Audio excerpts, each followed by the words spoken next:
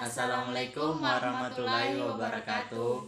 Perkenalkan, nama saya Devri Setiawan Sehana, Stanbook F1120003. Perkenalkan, nama saya Wahyuning Tia, Stanbook F1120030.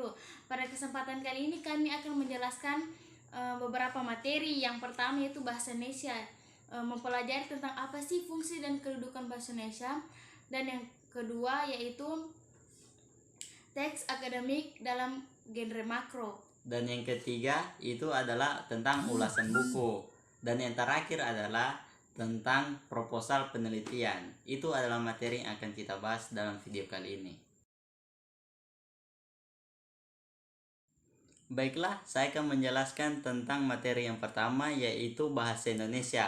Pada poin pertama materi ini adalah kedudukan bahasa Indonesia. Bagaimana sih kedudukan bahasa Indonesia? Kedudukan bahasa Indonesia sudah diatur dalam Sumpah Pemuda dan Pasal 36 Undang-Undang Dasar 1945. Kita lanjut kepada poin kedua, yaitu pengelompokan bahasa Indonesia. Bahasa Indonesia dikelompokkan menjadi 3 kelompok. Yang pertama, bahasa nasional dan bahasa negara. Yang kedua, bahasa daerah. Dan yang ketiga adalah bahasa asing. Poin yang ketiga adalah fungsi bahasa Indonesia sebagai bahasa nasional. Yang pertama adalah lambang kebanggaan. Yang kedua, identitas nasional. Dan yang terakhir adalah alat pemersatu suku bangsa yang berbeda-beda, latar belakang sosial dan kebahasaannya. Yang keempat adalah fungsi bahasa daerah. Yang pertama, lambang dan kebanggaan identitas daerah. Yang kedua, alat perhubungan antara keluarga dan masyarakat daerah. Dan yang ketiga adalah sarana pendukung budaya daerah dan budaya Indonesia. Fungsi bahasa. Bahasa memiliki fungsi sebagai sarana pemanfaatan ilmu, pengetahuan dan teknologi modern untuk pembangunan nasional. Dan yang kedua, bahasa juga berfungsi sebagai alat perhubung antar bangsa. Poin yang terakhir adalah bahasa Indonesia baku. Bahasa Indonesia ini ada yang baku dan ada yang tidak baku. Nah, apa sih bahasa baku? Bahasa baku adalah bahasa yang diterima dalam situasi resmi, seperti dalam perundang-undangan dan surat menyurat secara resmi. Bahasa tidak baku merupakan bahasa kebalikan dari bahasa baku.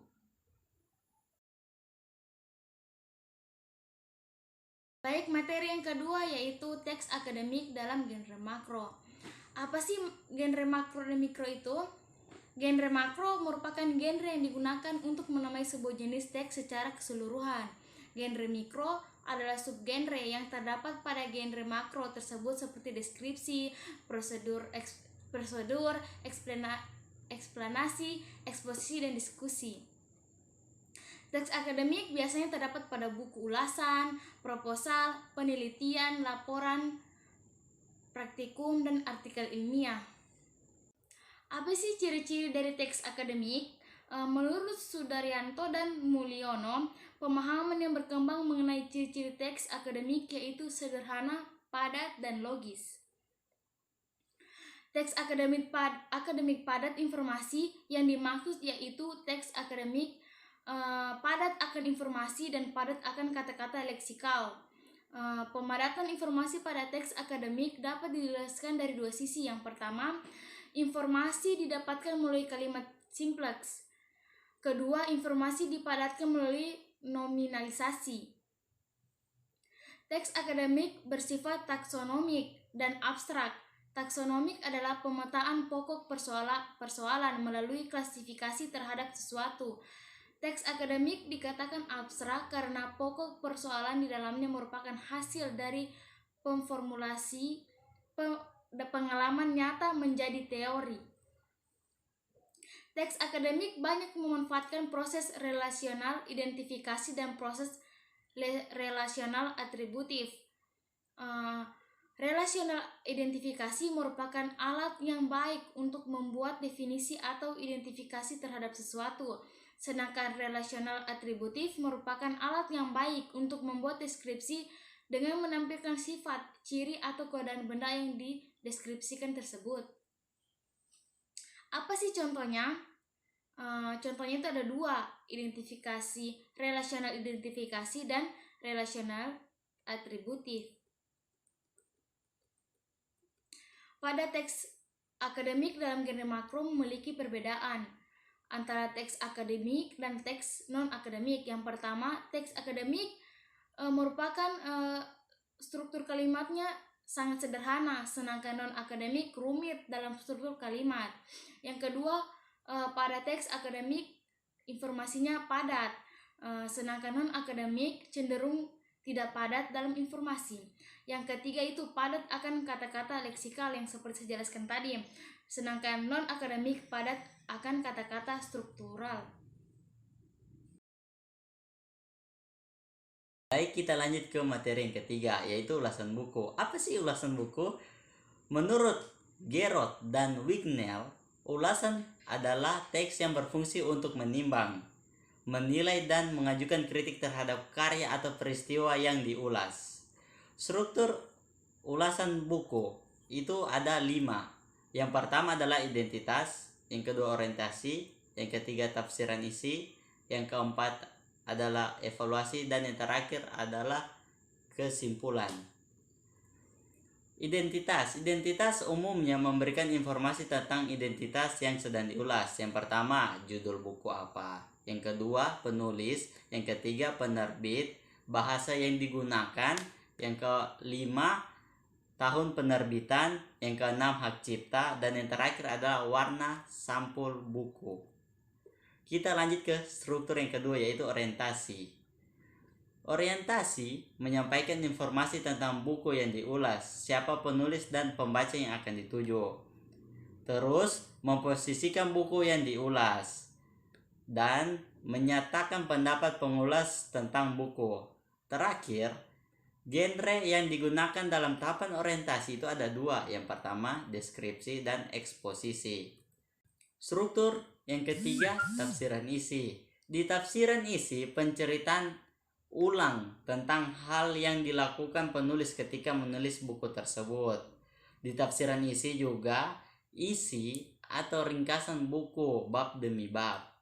Dan yang terakhir yang berada di tafsiran isi yaitu uraian mengenai ilmu yang diulas. Genre mikro yang digunakan untuk mengulas tafsiran isi itu ada 2. Yang pertama itu deskripsi dan yang kedua adalah rekon. Apa sih rekon? Rekon adalah kalimat yang menceritakan kembali kejadian di masa lalu untuk memberi informasi kepada si pembaca. Kita lanjut ke pada struktur yang keempat, yaitu evaluasi. Di evaluasi ini adalah penilaian terhadap buku yang diulas dalam berbagai hal, menunjukkan keunggulan dan kelemahan, menilai perbandingan buku dengan yang sejenis atau dengan buku yang sejenis. Genre yang digunakan dalam struktur ini adalah diskusi. Diskusi, teks yang memberikan 2 pendapat berbeda mengenai suatu hal, satu pro dan satu yang kontra. Struktur teks diskusi yang pertama itu adalah isu. Ingat, yang pertama adalah isu, yang kedua argumen mendukung, dan yang ketiga adalah menentang. Kita lanjut kepada struktur yang terakhir, yaitu rangkuman. Rangkuman berisi tentang simpulan dan saran atas ulasan buku yang kita muat. Baik, lanjut ke materi yang keempat, yaitu proposal penelitian. Menurut Sugiono, dari tahun 2013, proposal penelitian adalah pedoman yang berisikan berbagai kegiatan, serta langkah-langkah yang akan diikuti oleh seorang peneliti dalam melaksanakan suatu penelitian. Strukturnya terbagi menjadi 4, yaitu bab 1 pendahuluan, yang kedua tinjauan pustaka, yang ketiga landasan teori, dan yang keempat metode penelitian. Pendahuluan terbagi menjadi latar belakang, rumusan masalah, tujuan penelitian, dan manfaat penelitian. Latar belakang berisi alasan yang melatar belakangi dilaksanakannya penelitian. Rumusan masalah berisi pokok persoalan yang akan diteliti yang dapat berupa kalimat tanya. Tujuan penelitian berisi jawaban atas permasalahan penelitian yang dilakukan oleh peneliti. Manfaat penelitian berisi manfaat yang dapat dipetik apabila penelitian terlaksana. Pada struktur landasan teori dan pinjaman pustaka, landasan teori berfungsi untuk menyajikan ulasan teori yang akan digunakan dalam pemecahan masalah yang akan diteliti. Pada tinjauan pustaka berfungsi untuk menyajikan ulasan penelitian-penelitian yang telah dilakukan sebelumnya, kemudian membandingkannya dengan penelitian yang akan dilakukan. Pada struktur berikutnya, metode penelitian, yaitu berupa jenis penelitian, sumber data, dan alur penelitian. Pada membuat latar belakang proposal penelitian, menyusun kerangka masalah dari proposal penelitian dari hal yang umum ke hal yang khusus atau sebaliknya. Itulah pemaparan materi dari kami. Semoga dapat menambah wawasan dan bermanfaat bagi kita semua. Untuk teman-teman yang di rumah, jangan menyerah belajar dalam masa pandemi ini. Terus berjuang, karena seperti pepatah mengatakan, sekeras apapun batu akan terkikis oleh setetes air yang terus menetes.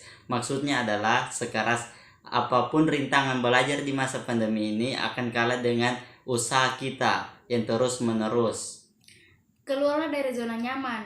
Majulah untuk terus meraih mimpi indahmu. Saya akhiri, walau Assalamualaikum warahmatullahi wabarakatuh.